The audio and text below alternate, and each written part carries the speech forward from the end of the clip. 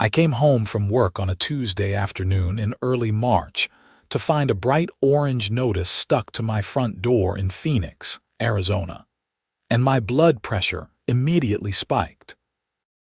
The notice, printed on official Cedar Heights HOA letterhead, informed me that my beautiful cedar fence was in violation of community standards and needed to be replaced with vinyl within 30 days.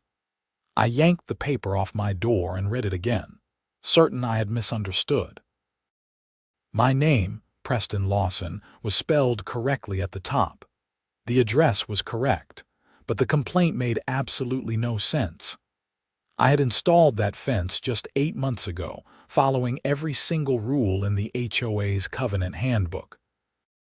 I had submitted the proper application, received written approval, paid the stupid $50 review fee, and even used a contractor from their approved vendor list.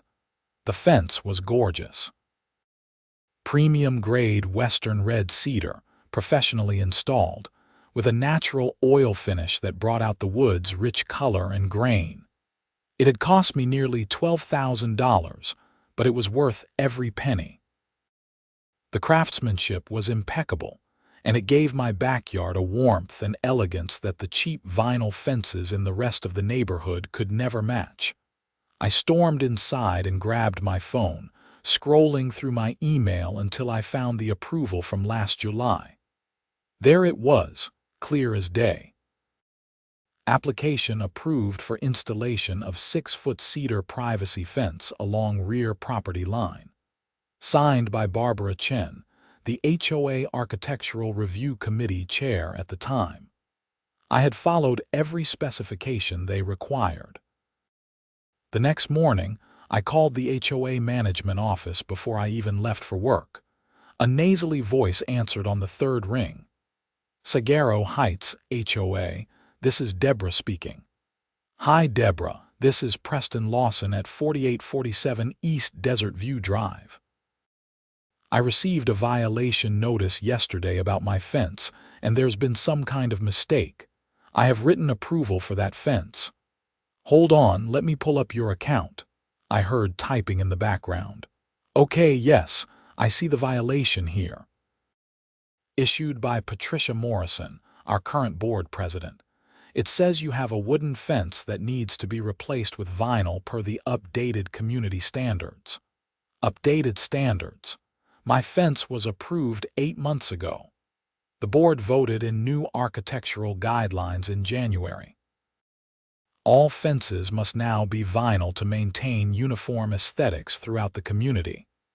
I took a deep breath, trying to keep my voice level. That's ridiculous. You cannot retroactively apply new rules to improvements that were already approved and completed. Sir, I just work here. You'll need to take this up with Mrs. Morrison. She holds office hours on Thursday evenings from 6 to 7 at the community center. Can I get her phone number? We don't give out board members' personal information. You can email her through the HOA portal or attend the office hours. I hung up feeling frustrated, but told myself to stay calm. This was clearly a misunderstanding that could be resolved with a simple conversation. I pulled up the HOA portal and sent a detailed email to Patricia Morrison, attaching the approval letter from last July and politely explaining that my fence was installed with full authorization. Thursday evening, I drove to the community center, a beige stucco building next to the neighborhood pool. Inside, a woman who looked to be in her mid-50s sat behind a folding table with a stack of papers and a laptop. She had blonde hair with highlights that looked aggressively dyed, and she wore a white linen blazer over a coral blouse. A nameplate in front of her read, Patricia Morrison, HOA President. Mrs. Morrison, I'm Preston Lawson. I emailed you about the fence violation. She looked up at me with cold blue eyes. Oh yes, the cedar fence. That needs to come down. With respect, it was approved by the architectural committee. I have the documentation right here. I pulled out a folder with printed copies of everything. She did not even glance at the papers. The previous committee made an error in judgment. The new standards clearly state that all fences must be vinyl. It's in the updated covenants. You cannot retroactively enforce new rules on existing structures. That's not legal. Mr. Lawson, the HOA has the authority to modify community standards as needed to preserve property values. Your wooden fence stands out and creates visual inconsistency. Several neighbors have complained. Several neighbors. Who? That's confidential. My fence is significantly higher quality than vinyl. Cedar is a premium material that actually increases property value. Patricia's expression hardened. Vinyl is uniform, low maintenance, and aligns with our community's aesthetic vision. Your fence is a distraction and needs to be replaced. You have 30 days, or we'll begin assessing daily fines of $100. This is insane. My fence cost $12,000. You want me to tear down a perfectly good fence and replace it with cheap vinyl that costs maybe $4,000. The cost is not my concern. Compliance is. 29 days now. She looked down at her laptop, clearly dismissing me. I wanted to argue further but realized I was getting nowhere. Instead, I went home and started researching Arizona HOA law. What I found was both encouraging and infuriating. HOAs did have broad authority, but they could not arbitrarily enforce new rules on existing, approved structures without following specific procedures. They needed to grandfather in previous approvals or provide reasonable compensation for required changes. The next morning, I drafted a formal response letter citing the relevant Arizona revised statutes and sent it via certified mail to both Patricia Morrison and the HOA management company.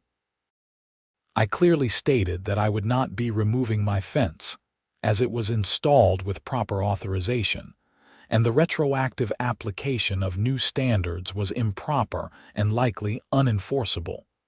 2 weeks later, I received a certified letter back. The HOA was moving forward with daily fines beginning March 28th, and had also slapped me with a $500 citation for failure to comply with board directives. Additionally, they informed me that continued non-compliance could result in a lien being placed on my property. That was when I knew I needed a lawyer. I scheduled a consultation with Robert Chen, an attorney who specialized in HOA disputes. His office was in Scottsdale, about 20 minutes from my house. Robert was in his early 40s, with a reputation for not backing down from unreasonable HOAs. I explained the entire situation, showing him all my documentation. He listened carefully, occasionally taking notes on a yellow legal pad. "This is pretty straightforward," Robert said when I finished. "They're in the wrong. You have written approval. You completed the work in compliance with the rules at the time, and they're trying to enforce new standards retroactively. Arizona law is clear on this.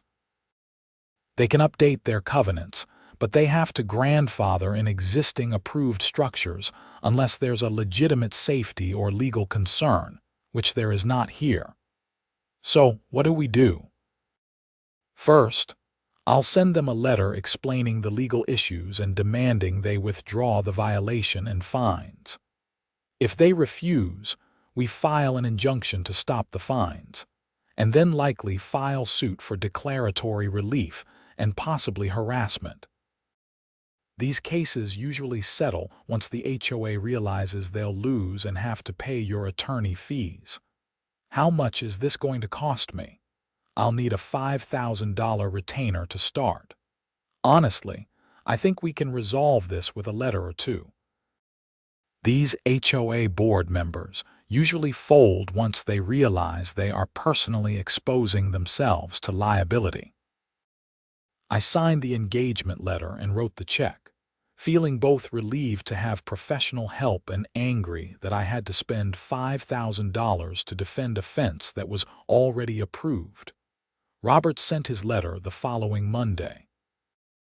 It was beautifully written, citing case law and statutes, explaining exactly why the HOA's position was legally indefensible, and demanding they rescind all violations and fines within 10 days.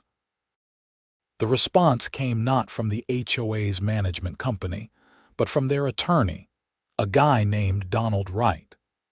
His letter was dismissive and aggressive, claiming the HOA had absolute authority over architectural standards, and that I had no grounds to challenge their decision. He threatened that if I did not comply, they would not only continue the daily fines but would also seek to recover all legal fees from me once they prevailed. "Well, they want to play hardball," Robert said when I met with him after receiving Wright's letter. "Let's file the injunction. We need to stop these fines from accumulating while we sort this out." We filed a motion for preliminary injunction in Maricopa County Superior Court, asking the judge to halt all fines and enforcement actions pending resolution of the underlying dispute. The hearing was scheduled for late April. Meanwhile, life in the neighborhood became increasingly uncomfortable. Patricia Morrison lived 4 houses down from me, and she made a point of glaring at me whenever our paths crossed. I started noticing other petty violations appearing on my door. My garbage cans were visible from the street for 10 minutes after pickup, violation. A small oil stain appeared on my driveway, violation. My mailbox had a minor scratch in the paint, violation. It was obvious harassment, and I forwarded every notice to Robert, who documented everything carefully. The preliminary injunction hearing arrived on April 24th. Robert and I sat at one table, while Donald Wright and Patricia Morrison sat at another. The judge, a no-nonsense woman in her 60s named Judge Sarah Martinez, reviewed the filed briefs before calling the hearing to order. Robert presented our case clearly and methodically. He showed the judge my original application, the written approval, photos of the completed fence, and the timeline of events. He explained that the fence met all standards in effect at the time, and that retroactive enforcement of new standards on properly approved structures was contrary to Arizona law. Donald Wright argued that the HOA had broad discretion, and that community standards could evolve. He claimed my fence created aesthetic inconsistency, and that the HOA was simply exercising its rightful authority. Judge Martinez asked several pointed questions. "Mr. Wright, does your client dispute that Mr. Lawson received written approval for this fence?" "No, Your Honor, but that approval was issued in error. An error that took 8 months to discover, after the fence was completely installed. The previous committee was less diligent than the current board." "And does the HOA have any provision in its covenants for compensating homeowners when it reverses previously granted approvals?" Wright hesitated. "The covenants provide broad authority for architectural decisions." "That's not what I asked. I asked if there's any provision for compensation when the HOA changes its mind about something it already approved." "Not specifically, Your Honor, but the homeowner agreed to abide by HOA rules when he purchased the property." Judge Martinez turned to Robert. "Mr. Chen, what's the cost difference between Mr. Lawson's current fence and the vinyl fence the HOA is demanding?" "Your Honor, Mr. Lawson's cedar fence cost approximately $12,000. A comparable vinyl fence would cost approximately $4,000. But that's not the full picture. Mr. Lawson would also have to pay to remove the existing fence, likely another $1,000. So he's looking at a net loss of $9,000 for a fence that was properly approved and is arguably higher quality." The judge made some notes and then looked up. "Here's my concern, Mr. Wright. Your client approved this fence. Mr. Lawson spent considerable money installing it in reliance on that approval. Now, less than a year later, your client wants to force him to tear it down and replace it with something cheaper, at his own expense, because of new rules adopted after the fact. That seems fundamentally unfair and likely violates the implied covenant of good faith and fair dealing, not to mention the specific provisions of Arizona's HOA statutes regarding grandfathering. Your Honor, the HOA has a duty to all residents to maintain community standards. Then, perhaps the HOA should have been more careful before approving the fence in the first place. I'm granting the preliminary injunction. All fines and enforcement actions related to this fence are stayed pending final resolution of this matter. Mr. Wright, I strongly suggest your client reconsider its position, because based on what I've seen today, you're going to lose on the merits and end up paying Mr. Lawson's attorney fees. We'll set a scheduling conference for next month." I felt a wave of relief wash over me as we left the courtroom. Robert was pleased but cautioned me that this was just the first step. The HOA could still choose to fight this all the way to trial. Over the next few weeks, something strange started happening. I began receiving anonymous notes in my mailbox. The first one said, "You're not the only one. She's targeting anyone who doesn't kiss her ring." The second one said, "Check the HOA financials. Something's not right." The third note was more specific. "Patricia approved vinyl fence contract with her brother-in-law's company. She's getting kickbacks. Look at Sun Valley Fence Corp." I showed the notes to Robert. "If this is true, this could be much bigger than just your fence. Let me do some digging." Robert filed a request through the court for the HOA's financial records. As a homeowner, I technically had a right to review them anyway, but the HOA had been stonewalling my informal requests. With a court order, they had no choice. When the records arrived, Robert and his paralegal spent days going through them. What they found was disturbing. Sun Valley Fence Corp had indeed received multiple contracts from the HOA over the past 6 months, right after Patricia Morrison became president. The company had been paid over $80,000 for various fence replacement projects throughout the neighborhood. But when Robert cross-referenced the addresses, many of those projects never happened.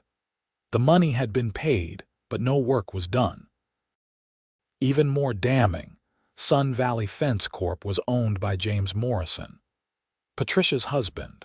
Robert immediately filed an amended complaint adding allegations of self-dealing, fraud, and breach of fiduciary duty. We also sent a detailed letter to the Arizona Attorney General's office and the Maricopa County Attorney, as this appeared to involve criminal fraud. When the news broke in our neighborhood, it spread like wildfire. Suddenly, I was not the only one with complaints about Patricia Morrison. Other homeowners came forward with stories of arbitrary violations, excessive fines, and suspicious contractor approvals. A group of about 20 of us organized and started attending HOA board meetings together. The June board meeting was packed. At least 50 homeowners showed up, which was unprecedented. Patricia tried to maintain control, but she was visibly rattled. During the open forum section, one homeowner after another stood up to challenge the board. A woman named Susan Rodriguez revealed that she had been fined $2,000 for painting her front door a color that was allegedly not approved, even though she had used a color from the approved palette. A man named David Kim explained that his solar panel application had been denied 3 times for bogus reasons, until he agreed to use a specific contractor that cost twice as much as his original choice. When it was my turn to speak, I stood and addressed the room. 8 months ago, I installed a cedar fence with full HOA approval. Now Patricia Morrison is trying to force me to tear it down and replace it with vinyl, costing me thousands of dollars. And we now know why. Her husband owns a vinyl fence company that's been billing the HOA for phantom work. This is not about community standards. This is about personal profit. The room erupted in angry murmurs. Patricia banged her gavel. "That's a slanderous accusation. I'll have you removed." "It's not slander if it's true," I shot back. "The financial records are public. Your husband's company has been paid over $80,000 by this HOA in 6 months. That's not a coincidence." Another board member, a quiet guy named Tom Stevens who had been on the board for years, suddenly spoke up. "Patricia, is this true? Is your husband's company doing business with the HOA?" Patricia's face flushed red. "That's not relevant to this meeting." "It's absolutely relevant," Tom said. "If you have a financial interest in the companies you're approving, that's a clear conflict of interest. Why wasn't this disclosed?" "I don't have to answer to you," Patricia snapped. "Actually, you do," Tom replied. "You have a fiduciary duty to this community. I'm calling for an immediate vote to suspend you from the board pending an investigation." "You can't do that." "Yes, we can. It's in the bylaws. Do I have a second?" Another board member, an older woman named Grace Fletcher, raised her hand. I second it. The vote was 3-1, with Patricia being the only dissenting vote. She was suspended effective immediately. Over the next few weeks, the situation escalated rapidly. The HOA hired a forensic accountant to review the financials, and what they found was even worse than we initially thought. Patricia had not only steered contracts to her husband's company, but had also approved invoices for work that was never done, pocketing the difference. The total fraud appeared to be well over $100,000. The Arizona Attorney General's office opened a formal investigation. In late July, detectives from the Phoenix Police Department showed up at Patricia Morrison's house with a warrant. I happened to be working in my front yard when I saw 2 unmarked cars pull up to her house. Patricia was led out in handcuffs, looking shell-shocked. The local news picked up the story. "HOA president arrested for fraud" was the headline on Channel 12. I gave an interview, explaining how my fence dispute had uncovered the larger scheme. With Patricia gone, the HOA board moved quickly to clean up the mess. At an emergency meeting in August, they passed a resolution rescinding all violations issued by Patricia Morrison without proper board approval. My fence violation was officially withdrawn, and all fines were canceled. The board also voted to reimburse me the $5,000 I had spent on legal fees. Additionally, they passed a new policy requiring full disclosure of any conflicts of interest and prohibiting board members from doing business with the HOA. But the legal system moved slowly. Patricia Morrison's criminal case wound through the courts for months. Her husband James was also charged as an accomplice. Their attorney tried to negotiate a plea deal, but the county attorney's office was not interested in going easy on them. The case was too egregious. The trial began in February of the following year, almost a full year after I had first received that orange violation notice. Robert Chen had kept me updated throughout, as I was going to be called as a witness. The prosecution's case was overwhelming. The forensic accountant testified about the fraudulent invoices and missing money. Several homeowners, including me, testified about suspicious violations and contractor requirements. The most damaging witness was actually Tom Stevens, the board member who had called for Patricia's suspension. He explained that Patricia had actively hidden her husband's business relationship with the HOA and had retaliated against homeowners who questioned her authority. When it was my turn to testify, the prosecutor asked me to explain how I had discovered the fraud. I received a violation notice for my cedar fence, I explained. A fence that had been properly approved by the HOA 8 months earlier. When I challenged it, Mrs. Morrison was adamant that I replace it with vinyl. She assessed substantial fines and refused to discuss the matter reasonably. Through the legal discovery process, we learned that her husband owned a vinyl fence company that was doing business with the HOA. It became clear that she was manufacturing violations to create business for his company. The defense attorney tried to cross-examine me, suggesting that I was just a disgruntled homeowner upset about following rules. My fence followed all the rules, I said calmly. I have written approval. The only rule it broke was that it was not making money for Mrs. Morrison's family. The jury deliberated for less than 4 hours. Patricia Morrison was found guilty on multiple counts of fraud, theft, and breach of fiduciary duty. James Morrison was found guilty as an accomplice. At sentencing, Patricia received 4 years in state prison and was ordered to pay full restitution to the HOA. James received 2 years and was also ordered to pay restitution. The civil case was even more straightforward. The HOA sued the Morrisons to recover the stolen funds. When they could not pay, the court ordered the seizure and sale of their assets, including their house in our neighborhood. By spring, new neighbors moved into the Morrison house. They seemed nice and normal, which was a relief.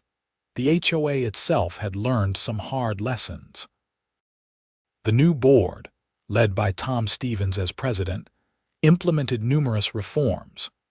They created clearer guidelines for architectural approvals, established term limits for board positions, required annual independent audits, and created a transparent process for homeowner appeals. As for my fence, it stood proudly in my backyard, the cedar weathering beautifully to a silver-gray patina. Every time I looked at it, I thought about how a simple attempt to shake me down for a few $1,000s had unraveled a massive fraud scheme. One Saturday afternoon in April, I was staining my deck when Tom Stevens walked over from his house 2 streets away. "Hey Preston, got a minute?" he asked. "Sure, what's up?" I wanted to personally apologize for everything that happened. "I was on that board when Patricia approved your fence originally, and I was still there when she tried to force you to tear it down. I should have spoken up sooner." "Tom, you're the one who called for the vote to suspend her. You did the right thing. Eventually. But I let her run roughshod over people for months before that. I think I was just intimidated by her. She had such a forceful personality and I did not want the conflict. I get it. HOAs can be weird power dynamics, but you stepped up when it mattered." "Well, I learned my lesson. We all did. The new policies we've put in place should prevent anything like this from happening again. And speaking of which, the board wanted me to ask you something." "What's that?" "Would you be interested in joining the Architectural Review Committee? We need people who actually understand quality construction and who will not be pushed around." I laughed. "After everything I went through, you want me on a committee?" "Exactly because of everything you went through. You know what it's like to be on the receiving end of arbitrary decisions. We need that perspective." I thought about it for a moment. My first instinct was to say no, to stay as far away from HOA politics as possible. But then I thought about all the other homeowners who might face similar situations. Having someone on the inside who would fight for fairness could make a real difference. "Okay," I said, "I'll do it. But on one condition." "Name it." "We create a written policy that protects approved improvements from retroactive rule changes. Clear grandfathering provisions." "I don't want anyone else to go through what I did." "Already in the works," Tom said. "We've been drafting exactly that. Your situation made it clear we needed it. Over the next few months, I found myself surprisingly engaged with the HOA work. The Architectural Review Committee met monthly, and I took the role seriously. We reviewed applications for everything from paint colors to room additions to landscaping changes. I made it my mission to be reasonable and fair. If an application met the written guidelines, I voted to approve it, even if it was not necessarily what I would choose for my own house. When applications did not quite meet the standards, I worked with the homeowners to find solutions rather than just rejecting them outright. In June, a homeowner named Michael Peterson applied to install a metal roof. The existing guidelines only mentioned shingle roofs. The old Patricia Morrison approach would have been an automatic rejection. Instead, I suggested we review the proposed metal roof on its merits. Was it aesthetically appropriate? Would it harm property values? We invited Michael to present his proposal at a committee meeting. He showed us pictures of the specific metal roofing material, explained that it was designed to look like traditional tiles, and provided information about its durability and energy efficiency. It actually looked really nice and would probably outlast any shingle roof by decades.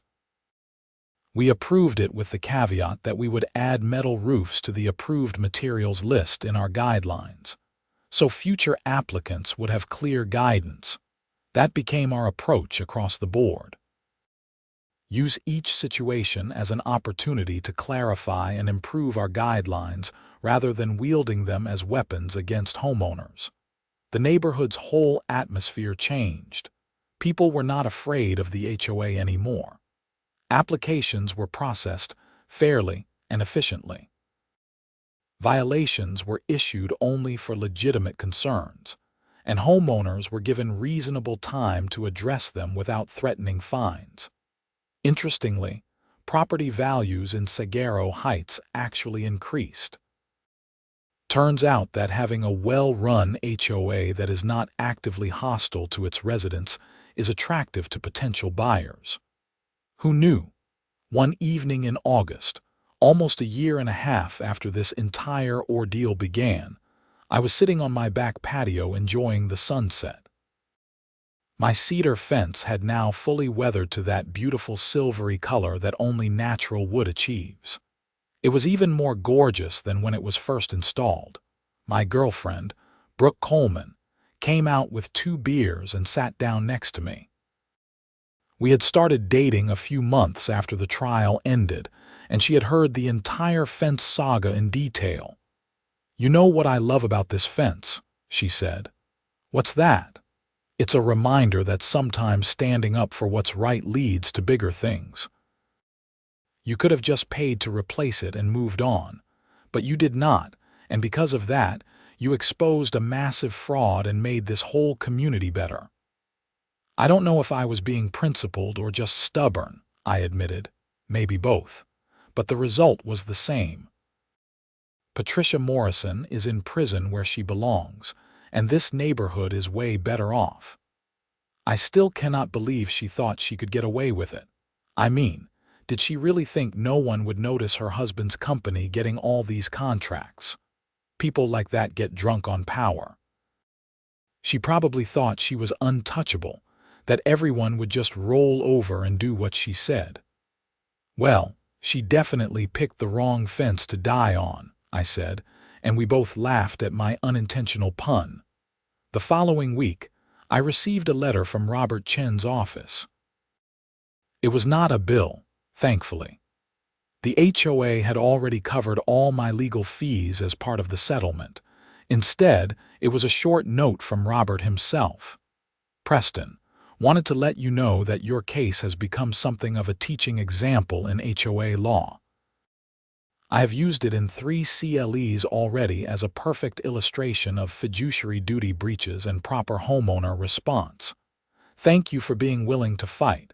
You made a real difference. Best, Robert." I felt a surge of pride reading that. What had started as a frustrating violation notice had turned into something meaningful. The Phoenix, summer blazed on, temperatures climbing above 110 degrees most days. My cedar fence held up perfectly, not warping or fading like many of the cheaper vinyl fences in the neighborhood. Several neighbors had actually asked me for my contractor's information, wanting to install similar cedar fences of their own. Each application came through the Architectural Review Committee, and I happily approved every one. Cedar, redwood, even some beautiful horizontal slat designs in ipe wood. The neighborhood started to develop real character instead of the cookie-cutter uniformity that Patricia Morrison had tried to enforce. In September, the local news did a follow-up piece on the Morrison case. They interviewed me again, this time focusing on the positive changes in the community. What advice would you give to other homeowners dealing with difficult HOAs? The reporter asked. Document everything, I said. Keep copies of all approvals, all correspondence, all violations. Know your rights under state law. And do not be afraid to push back when the HOA is clearly in the wrong. Most importantly, get other homeowners involved. There is strength in numbers. Any regrets about how you handled the situation? My only regret is not digging deeper sooner. If I had requested the financial records earlier, we might have caught the fraud months before we did and saved the HOA some money. The piece aired that evening and apparently struck a chord.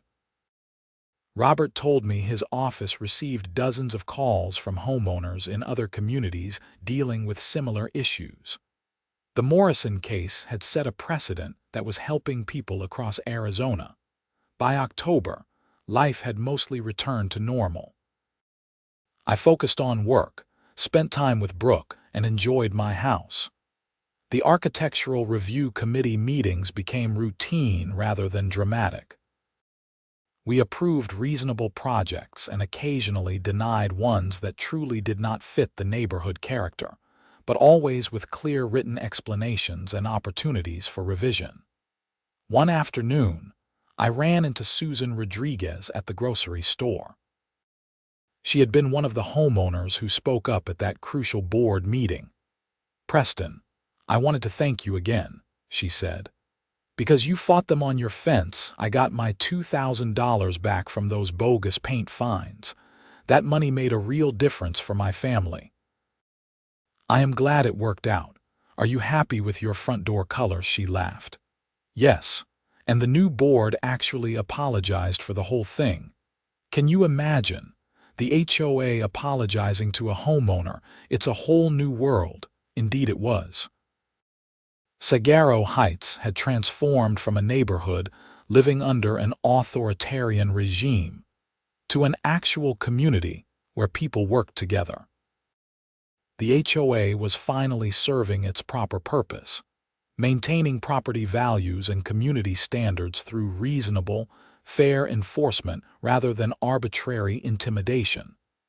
That Thanksgiving, I hosted dinner at my house for the first time since buying it.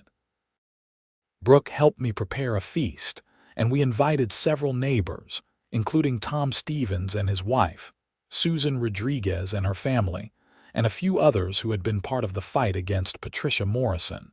As we sat around my dining room table, Tom raised his glass. I want to propose a toast to Preston, whose stubborn refusal to replace a perfectly good fence ended up saving this neighborhood, and to all of us, for remembering that HOAs are supposed to work for us, not rule over us. Everyone clinked glasses and echoed the sentiment. Looking around the table at these people who had become genuine friends through shared adversity, I felt genuinely grateful. After dinner, several of us ended up on the back patio, and of course, everyone complimented the fence. The cedar had aged beautifully, and in the soft glow of the patio lights it looked warm and inviting. You know, David Kim said, I have been thinking about replacing my chain-link fence with something nicer. Think the committee would approve cedar? Absolutely, I said. Just submit the application with specifications and contractor information. We will get you approved within 2 weeks.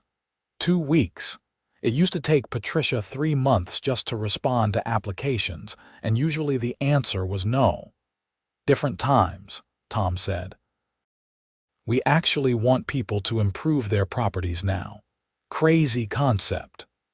As winter approached and temperatures finally dropped below 90 degrees, I reflected on the entire journey.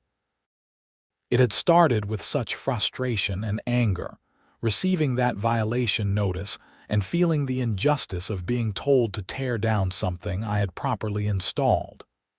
But that frustration had led to discovery, to justice, to real positive change. The legal system had worked, albeit slowly. Patricia Morrison was in prison, serving her sentence and understanding that actions have consequences. The money she and her husband had stolen was being recovered and returned to the HOA. And the community had learned valuable lessons about oversight, accountability, and the importance of speaking up. My cedar fence stood as a monument to all of that. Every time I looked at it, I remembered that standing up for yourself matters, that documentation and proper procedure matter. That one person challenging an unjust system can make a real difference. In December, the HOA held its annual meeting and election. Tom Stevens was re-elected as president by an overwhelming margin. I was officially confirmed as a permanent member of the Architectural Review Committee, and the membership voted unanimously to approve the new package of reforms and protections that we had developed over the past year. The meeting ended with a surprise. Grace Fletcher, who had seconded the motion to suspend Patricia Morrison all those months ago, stood up during open comments. I have lived in this neighborhood for 15 years, she said. I have seen good boards and bad boards, but I have never seen a community come together like this one did. What Patricia Morrison did was terrible, but how we responded to it was beautiful. We did not just remove a bad actor. We fixed the system. We built something better. I am proud to live here. The room erupted in applause, and I found myself getting a little emotional. This was what community was supposed to feel like. As I drove home that night, I called Robert Chen to update him on the meeting. "Sounds like you all are doing great," he said. "You know, I tell people about your case all the time, not just the legal aspects, but your approach. You stood up for yourself, but you did not make it personal. You documented everything, followed proper procedures, and when you discovered the fraud, you reported it through appropriate channels. That's the right way to handle these situations."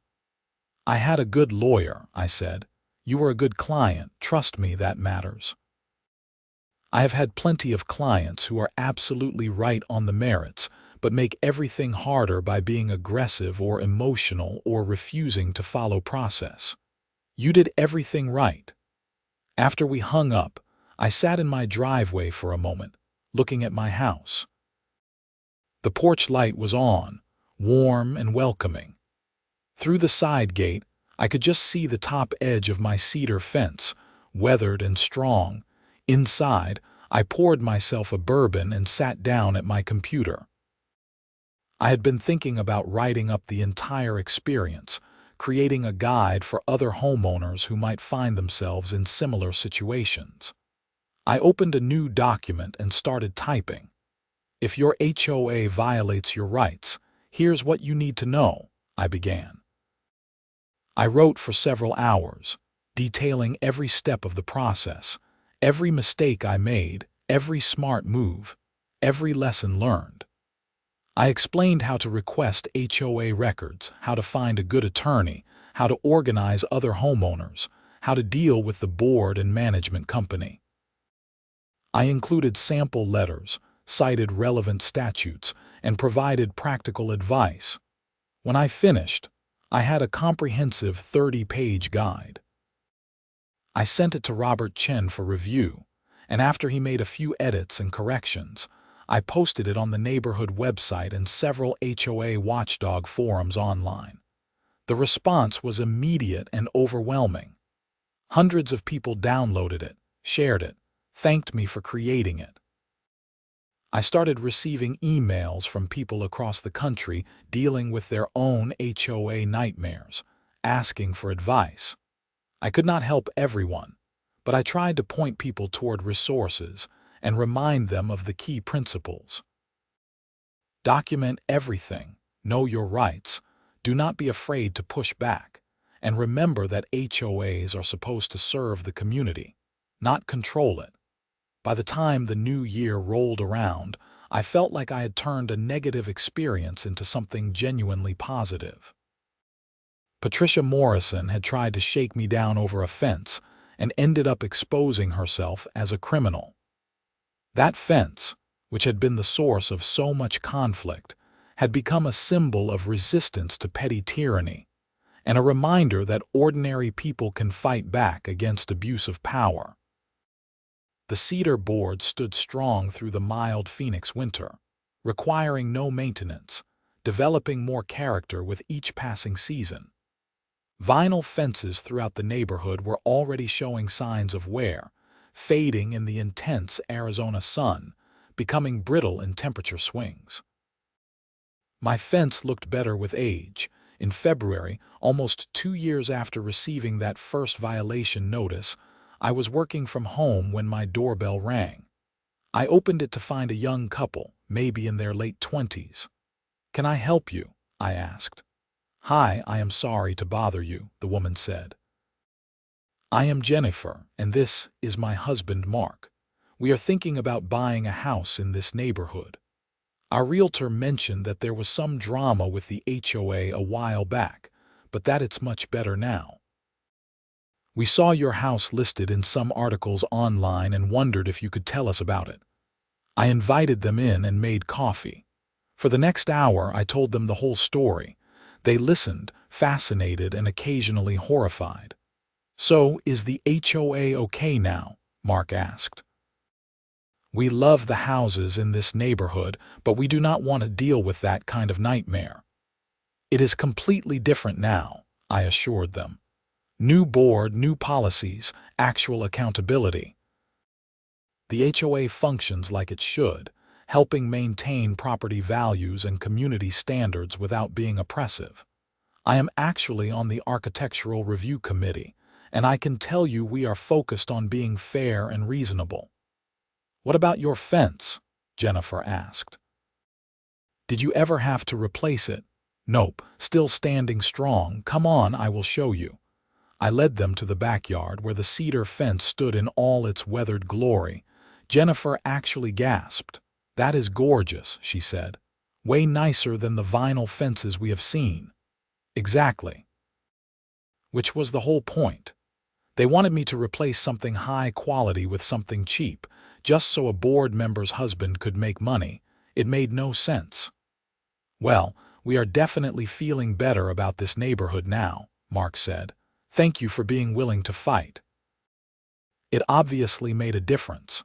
After they left, I thought about that phrase. "Thank you for being willing to fight." That was really what it came down to. So many people just give in when authorities make unreasonable demands because fighting seems too hard, too expensive, too stressful. But sometimes fighting is necessary. Sometimes the cost of giving in is higher than the cost of standing up. And sometimes one person's fight makes things better for everyone else. That evening, Brooke came over for dinner. We grilled steaks and ate on the back patio, enjoying the perfect February weather. As the sun set behind my beautiful cedar fence, casting long shadows across the yard, she raised her wine glass. "To standing your ground," she said. "To standing my ground," I echoed. We clinked glasses as the last rays of sunlight illuminated the cedar boards, turning them golden. That fence, which had cost me $12,000 and months of stress, had ended up being worth every penny and every moment of frustration. It stood there, solid and strong, a testament to the importance of doing things right the first time and refusing to compromise quality for convenience. just like the values I had tried to uphold throughout this entire ordeal. Patricia Morrison had demanded I replace my wooden fence with vinyl. My fence was cedar and cost 3 times more than the cheap vinyl alternative she wanted. But it was also 3 times better, more beautiful, more durable, more valuable. And now everyone in Cedar Heights understood that quality and integrity matter, whether you are building a fence or running an HOA. The neighborhood had learned its lesson, and that lesson was displayed prominently in my backyard every single day. Some things are worth fighting for. Some principles are worth defending. And sometimes a fence is not just a fence but a line in the sand that changes everything. As darkness fell and the patio lights came on, I sat back in my chair feeling content. The battle was over, justice had been served, and the community was better for it all. My cedar fence would stand for decades, long after anyone remembered the name Patricia Morrison, a permanent reminder that doing the right thing and standing up for yourself is always worth it in the end.